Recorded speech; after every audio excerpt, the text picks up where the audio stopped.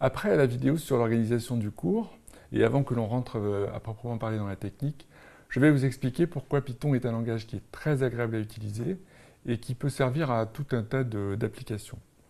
Donc Python est un langage qui a énormément de bonnes propriétés, parmi lesquelles, il me semble, la principale, c'est le fait que c'est un langage qui est très lisible. Donc je vais essayer de vous en convaincre. On va regarder la comparaison avec un certain nombre d'autres langages généralistes. Et je vais commencer par C++. Donc à titre strictement indicatif, j'essaye juste de faire un point. Si je compare la façon de faire une boucle sur une liste en C++, ça pourrait ressembler à ça. Donc en Python, vous allez voir que le code est déjà beaucoup plus court, il est beaucoup moins touffu. Vous remarquez qu'il n'y a pratiquement aucun sucre syntaxique, il n'y a pas de begin, de end, d'accolade, de choses comme ça. En fait, le langage a fait le parti pris d'avoir une syntaxe qui est orientée sur la présentation. Donc là, les deux phrases print et manage font partie du même bloc. L'œil humain le capte tout de suite. On n'a pas besoin de rajouter des accolades ou des choses de ce genre. Donc ça, c'est la première chose qui est importante à noter. Python a une syntaxe qui est articulée sur la présentation.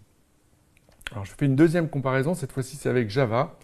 Alors j'avoue que j'ai pris un exemple qui est totalement pathologique, mais un programme simple qui fait Hello World, que vous trouvez dans tous les livres de programmation, en Java, ça ressemble à ce que vous voyez ici, c'est assez long, comme vous pouvez remarquer, il y a beaucoup de bavardage, beaucoup de boilerplate. Nous, en Python, on se retrouve avec un programme qui fait une seule ligne.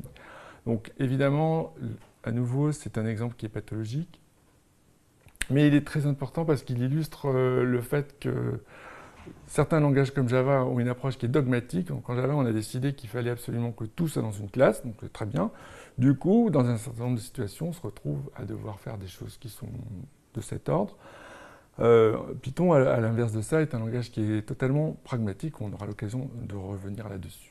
Alors je fais une troisième comparaison avec JavaScript. Donc cette fois-ci, j'ai pris le code qui calcule la liste des carrés d'un certain ensemble de choses. Donc vous voyez de nouveau en Python un code qui est plus petit, plus ramassé, qui est simplement plus lisible. J'en resterai là sur la comparaison avec les autres langages. Bon, j'admets volontiers que le choix des exemples est tout à fait arbitraire, mais je voulais faire principalement deux points qui me semblent très importants. Dans un premier temps, la facilité d'accès a été considérée comme un but. Python, c'est un langage qui est très lisible. Il a paru aux concepteurs très important de faire un langage avec lequel on pouvait facilement échanger, soit pour lire le code de quelqu'un d'autre, soit pour travailler avec quelqu'un d'autre. Donc ça n'est pas arrivé par hasard si le langage est aussi lisible, c'est vraiment un choix qui a été délibéré dès le départ. Et le deuxième point, c'est que les choix de conception sont vraiment guidés totalement par le pragmatisme. Donc par opposition à ce qu'on a pu voir tout à l'heure avec Java, il n'y a à aucun moment dans la conception de Python des choix qui auraient été faits en disant il faut que telle ou telle propriété soit vraie. Non, c'est pas comme ça que ça fonctionne. On se dit, on rencontre un problème, quelle est la meilleure façon de régler ce problème? Donnons-nous les moyens de trouver la solution la plus élégante pour que l'utilisateur ait le langage le plus agréable et le plus à même de résoudre ses problèmes. Sans transition, voici un rapide historique des versions du langage. Donc ça vous étonnera peut-être, mais Python est un langage qui est assez ancien, qui a déjà maintenant 25 ans. Inutile de dire qu'il y a 25 ans, le langage ne ressemblait pas exactement à ce qu'on peut utiliser aujourd'hui. Mais voilà, c'est un langage qui a pas mal d'heures de vol derrière lui. Il y a eu une grosse rupture de compatibilité entre la version 2 et la version 3, évidemment. Tout le monde est d'accord pour dire que ça a été assez douloureux, mais c'était quelque chose qui était nécessaire compte tenu de principalement la façon dont étaient gérées les chaînes de caractères, les encodages. Donc on aura beaucoup l'occasion de parler de ça pendant le cours. Depuis la version 3, évidemment, les choses sont redevenues totalement compatibles. Et donc, vous avez un langage qui a une grosse histoire, qui n'a eu qu'une seule rupture de compatibilité en 25 ans, ce qui, si vous le comparez à d'autres langages, est tout à fait raisonnable. Et donc, ça me donne l'occasion de parler d'une autre bonne propriété de Python, qui est sa stabilité. Donc, stabilité du langage parce que la version 2.7, qui est donc la dernière version 2 qui a été réalisée, est maintenue alors qu'elle était censée être devenue obsolète en 2010, puisque quand on est sorti la version 3, elle a quand même été maintenue jusqu'en 2020. Donc c'est un langage, comme tous les langages évidemment mainstream, tient à cœur de rester compatible pendant une très longue durée. C'est ce qui a été fait.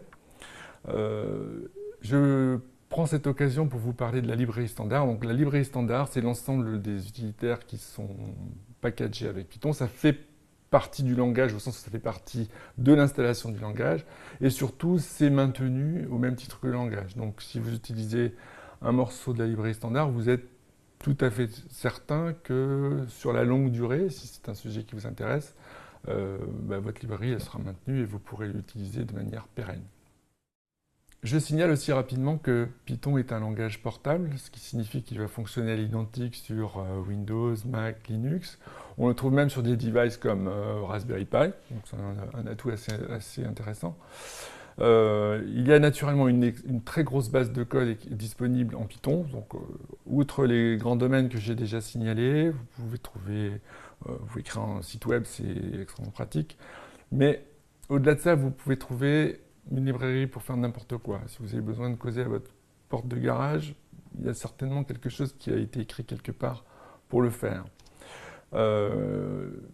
Une autre critique que j'entends assez fréquemment au sujet de Python, c'est le fait que ça n'est pas performant. En fait, la plupart du temps, les problèmes qui ont besoin d'une grosse quantité de cycles ont été réglés en wrappant du code compilé, typiquement écrit en C++, avec une interface Python.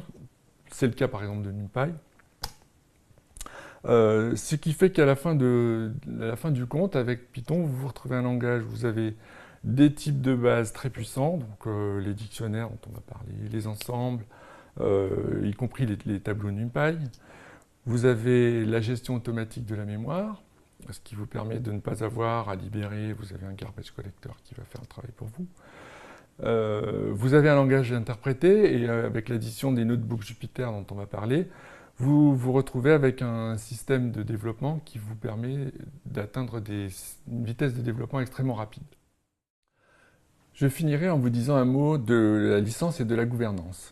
Donc, les droits sont détenus par la PSF, la Python Software Foundation, qui est une organisation à but non lucratif. L'avantage de ça, c'est que la licence vous permet de faire de Python à peu près ce que vous voulez, y compris à des fins commerciales. En termes d'évolution, parce qu'il y a encore des évolutions aujourd'hui, vous verrez par exemple lorsqu'on parlera de programmation asynchrone qu'il y a vraiment des choses encore très innovantes qui sont ajoutées, c'est un langage qui est très vivant.